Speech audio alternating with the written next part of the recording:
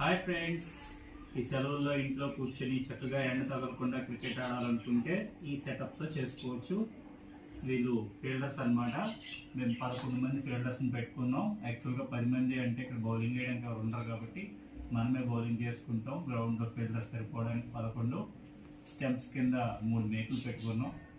Bat కింద బ్రష్లైనా చిన్న కర్ర ముక్కలైనా వాడుతున్నాం. ఇదిగో ఈ చిన్న ప్లాస్టిక్ బాల్ ఏమో బాల్. ఇవి ప్యాక్ ముక్కలతో తయారు చేసినవి. 4 ప్యాక్ ముక్కలతో fielder తయారైపోతాడు.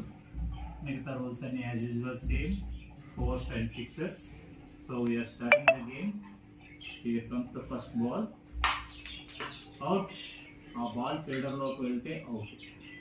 So they lost their wicket, first wicket. So now comes the second ball. 4 runs. Ball. So they lost the wicket.